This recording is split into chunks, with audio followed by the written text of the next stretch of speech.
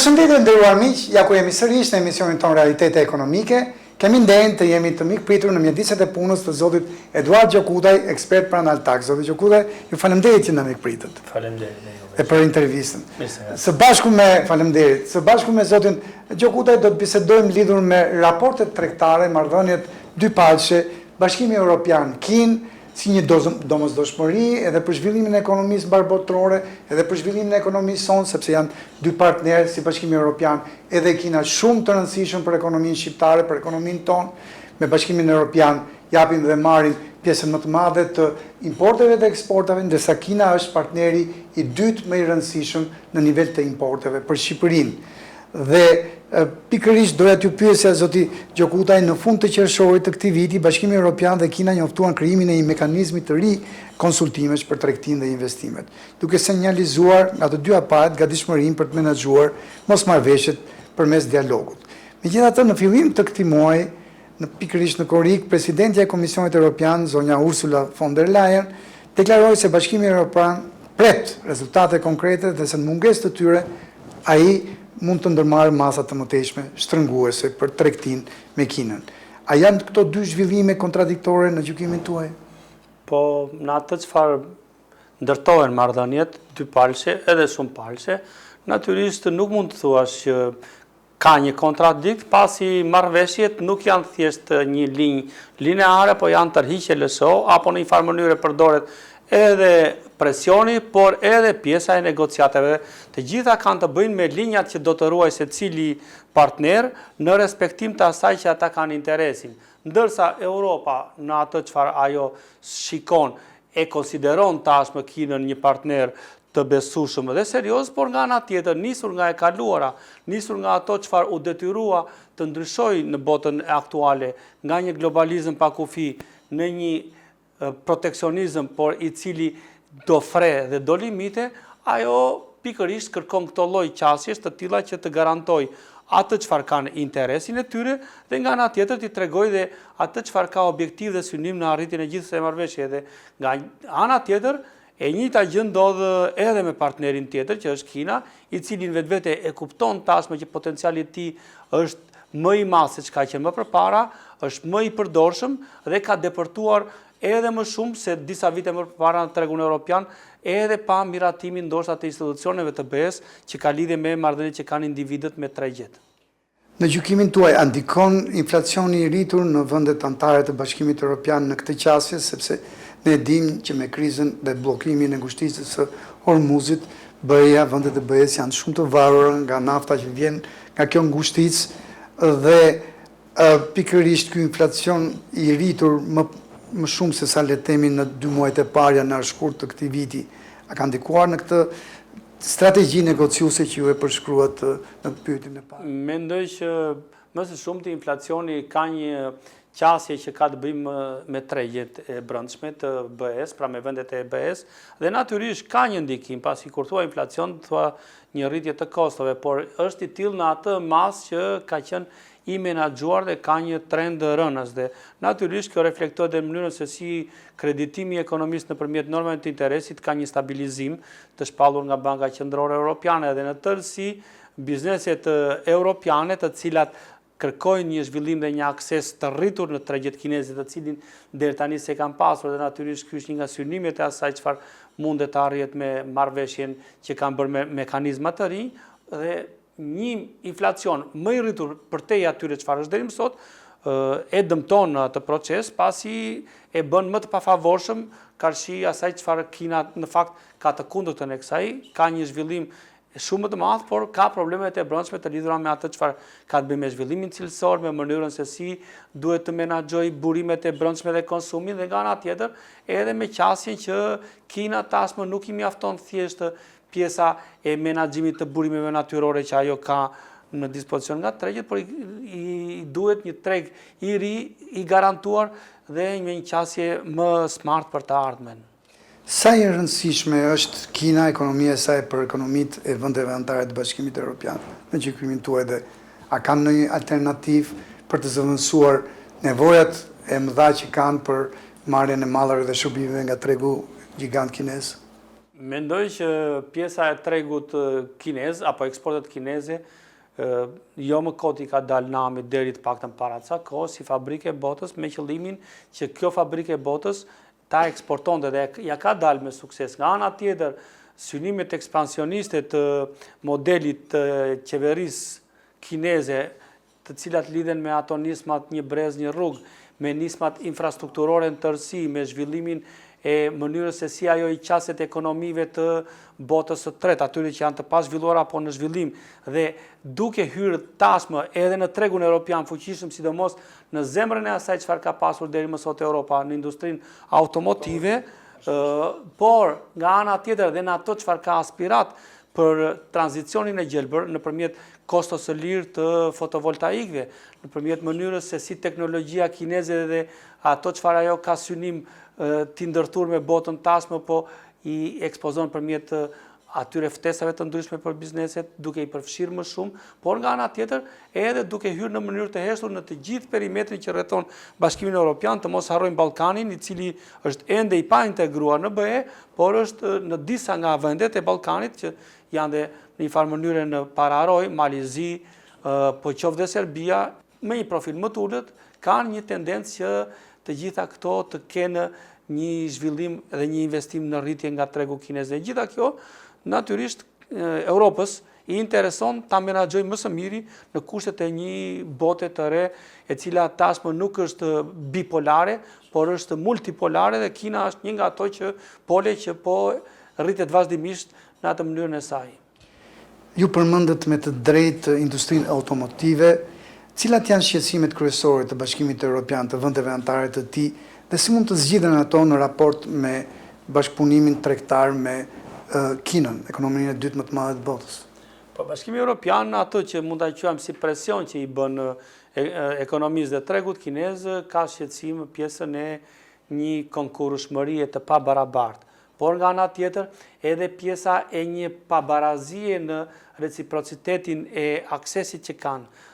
tregu kinez në tregun evropian dhe ana sjelltas. Tregu evropian ankohet në vazhdimsi që nuk e kanë të njëjtin akses apo të krijojnë të njëjtat kushte siç I kanë kompanitë kineze, dhe kjo është një pjesë e asaj çfarë mekanizmi apo arkitekture e re synon. Nga ana tjetër ka të bëjë me qasjen se si do të zhvillohet tregtia tashmë kur globalizmi nuk është më në funksionin siç ka qenë, por nga ana tjetër edhe pjesa e ekonomisë evropiane nuk është më me ato lloj pozitash dominuese, qoftë në tregun kinez, por qoftë në tjetër, dhe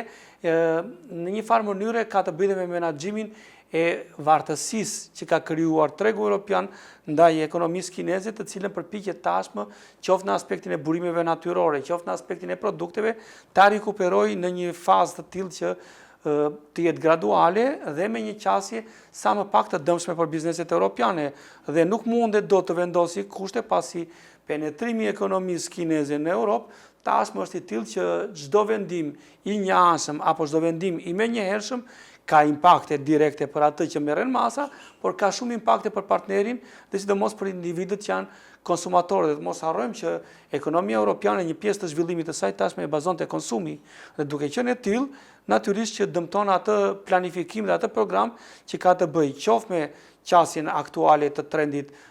ekonomik, po qoftë me atë çfarë ajo do të përfitojë nga ekonomia kineze, e cila ka avancuar në teknologjinë e informacionit, por dhe në pjesën e atyre çfarë kanë të bëjnë me mënyrën se si ajo I qaset tregjeve të ardhshme. Çfarë nën kupton zoti Gjokutaj koncepti I de-risking, pra I uljes deri në zërim të rrezikut që promovon BE-ja, dhe çfarë do të thotë kjo për vendet kandidate për në BE si Shqipëria, vendi ynë? Po besoj që më së shumti kjo ka të bëjë pikërisht me atë që ne po diskutojmë, që vartësia e madhe nga disa sektor të caktuar të filloj të ulet me qëllimin që të mos ketë një varësi të tillë apo një rrezikshmëri të tillë që në të ardhmen të kthehet në një problem. Dhe natyrisht për Europën kjo ka përbërë problem, pasi vetë industria automotive që thamë është pjesë e problemit, pasi zhvendosja e teknologjisë për hatër të uljes së kostove, pjesa e atyre çfarë kanë të bëjnë me pronësinë industriale dhe mënyra të tjera të cilat kinezët kanë ditë të përfitojnë në atë mënyrën e qasjes së butë, natyrisht tashmë i japin atë lloj filozofie BE-s të shpallet e tillë që neve e synojmë këtë nëpërmjet atyre mekanizmave të cilët ata duan t'i bëjnë jo në mënyrën e fortë, jo duke ekspozuar problemin, por duke ekspozuar dhe zgjidhjen. Natyrisht Shqipëria edhe vendet të Ballkanit janë ajo pjesë periferike e ekonomisë sa europiane, sa dhe e zinxhirit, të cilët duhet të dinë të përfitojnë se si nga ajo çfarë kanë kontakte, t'i zgjerojnë akoma më shumë rrjetin e bashkëpunimit dhe të kthehen në një faktor ndihmës në aspektin e asaj se si ato do t'i ndihmojnë atë çfarë është partneri strategjik e cila është BE-ja, pra tregu europian, por nga ana tjetër edhe diversifikimin e eksportës së eksporteve, pse jo dhe të importeve, për të ulur dhe vendet ballkanike ashtu siç po bën BE-ja, Karshikinës dhe vendet të tjera të ula të deriskun e vet, edhe BE-ja dhe Ballkani dhe Shqipëria sidomos të ul varësinë nga një partner, pasi në kushte të vështira ky lloj riskimi e bën ekonominë shumë të varur dhe natyrisht e ekspozon karshi atyre shpenzimeve që janë të panevojshme dhe të tilla që dëmtojnë sektor të tjerë. Edhe brenda strategjisë negociacionit që me të drejtë përmendët zoti Gjokutaj pak më përpara, në rast se merren masa shtrënguese, po të mos gjykoj si thua vendimarrjesit e BE-s që ende nuk janë marrë hapa konkrete në mekanizmin e ri, në gjykimin tuaj, a mund ta përballoj Bashkimi Evropian, vendet anëtare një përshkallëzim të konfliktit tregtar me Kinën? Besoj që ekonomia europiane ngelet një ndër ekonomitë në mos ekonomia më e fortë të marrësisht së bashku si ekonomia e bashkuar e Shtetet të Evropës, por natyrisht mënyra se si globalizmi apo në përgjithësi tregtia dhe ndërthurjet e marrëdhënieve tregtare, por jo vetëm, edhe ajo çfarë ka të bëjë me prodhimet, tashmë nuk është më në ato nivele që nuk janë të ndikuara, natyrisht që e dëmton, por edhe qasja që ata po ndërmarrin është marrëveshje, nuk është një luftë tregtare as tarifore siç Amerikës po i del kundër, sidomos me Kinën, por as edhe tillë që të përdori atë vendimin e njëanshëm. Natyrisht globalizmi tashmë i duhen vënë kufi të tillë që të bëhet jo i përjashtuar totalisht, pasi ishte një frymë e cila duhet marrë pozitiviteti, jo të gjitha ishin gjëra të gabuara, pavarësisht se kush përfitoi më shumë dhe si përfitoi. Nga ana tjetër një proteksionizëm i fortë apo një politikë sidomos në vendosjen e tarifave, natyrisht që nuk është në politikën e diplomacisë ekonomike dhe politikës së jashtme tregtare europiane dhe ky proteksionizëm i fortë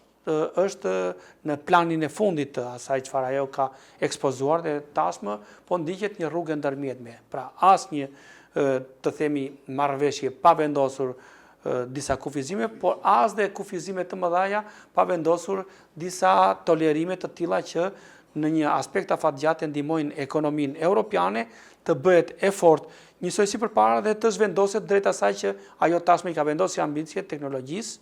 energjisë tranzicionit të gjelbër dhe në tërësi dhe një ekonomi e cila në vetvete të mos dëmtoj vendet e punës aktuale, por dhe ekonomitë e vendeve anëtare.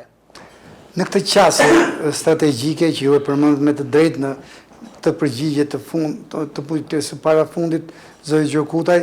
ndoshta mund të jetë edhe që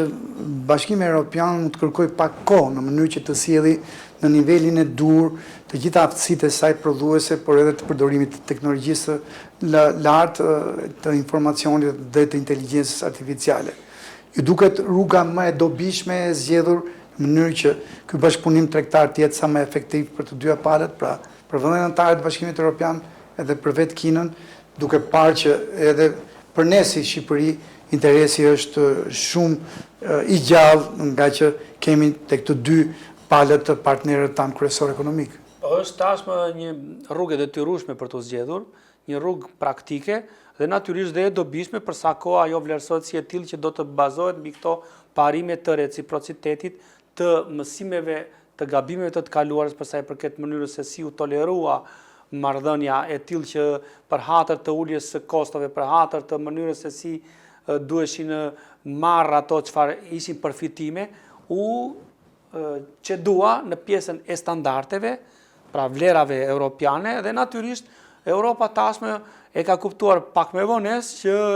të gjitha këto çfarë ajo ka bërë përpjekje deri më sot duhen sintetizuar në një qasje arkitekturore të re, ku Kinës i duhet thënë që neve tashmë duam të bashkëpunojmë në mënyrë ndryshe nga e kaluara me ty, dhe nga ana tjetër duam të përfitojmë jo më mbi ato parime, por do ndërtojmë disa shina të reja, do ndërtojmë një rrugë tim të ri, do i përshtatemi modelit tënd, natyrisht do vendosim atë reciprocitet i cili do të jetë baza e ekuacionit ekonomik midis dy partnerëve. Natyrisht është e detyruar nga ana tjetër edhe nga një partner i cili po bën presione të vazhdueshme dhe që janë Shtetet e Bashkuara, që në vetvete nuk po bëjnë thjesht presione ekonomike, por po bëjnë presione geopolitike, geo-ushtarake, të cilat në vetvete po rikonturojnë atë çfarë ekonomitë europiane e kishin të planifikuar ndryshe. Pra, janë të detyruara qoftë nga ato çfarë kanë të bëjnë presionet të jashtme, por dhe presionet e brendshme, pasi në vetë ekonomitë po hasin në disa ngadalësime të ritmeve për arsye të mos përshtatjes në kohën e dur apo të asaj politike që i ka mëshuar më shumë vlerave europiane, vlerave sociale dhe atyre qasive që në vetvete kanë prodhuar ndoshta një brez që nuk po jep produktivitetin si më përpara. Vështirësia më e madhe nuk është thjesht momenti kur rritesh, por si menaxhon rritjen dhe si e bën këtë rritje tashmë ta përshtatës me një model të ri. Dhe pra të gjitha së bashku nuk janë thjesht marrëveshje ekonomike, por mbartin brenda tyre marrëveshje sociale, marrëveshje të pjesës teknologjisë së transferueshme midis dy palëve, por dhe atë çfarë duhet të integrojnë dhe vendet e botës në zhvillim, ku Shqipëria është një nga ato të tilla që duke i lënë pas dore, ato kthehen në një barë dhe në një kosto, pasi në vetvete bota është kuptuar që duhet zhvilluar bazuar mbi një rishpërndarje dhe jo mbi një polarizim në pak pole. Juve sapo thatë qasjet që kanë zgjedhur të dyja palët dhe shpjeguat pikërisht rrugën dhe strategjitë që ato ndjekin në gjykimin tuaj, duke parë dhe si thua rezultatet paraprake të bashkëpunimit tregtar, bilancin tregtar të këtyre 6 muajve të parë, janar qershor. 6 mujori dytë do jetë në rritje të vëllimeve tregtare, qoftë eksporteve, qoftë importeve, Bashkimi Evropian, Kin, apo në të kurje të lehtë për shkak të edhe qasjeve që ju e shpjeguat de-risking apo edhe qasja decoupling. Mendoj se do ketë një zhvillim gradual, pra 6 mujori dytë kuptohet ka dinamika të tjera në mënyrën se si ai ka të bëjë me volumet tregtare dhe si aktivizohen burimet e vendeve të ndryshme, por natyrisht unë nuk do mendoja se do kishim një rritje të shfrenuar, pra një rritje të paparashikuar, për arsye se dhe vetë ato çfarë janë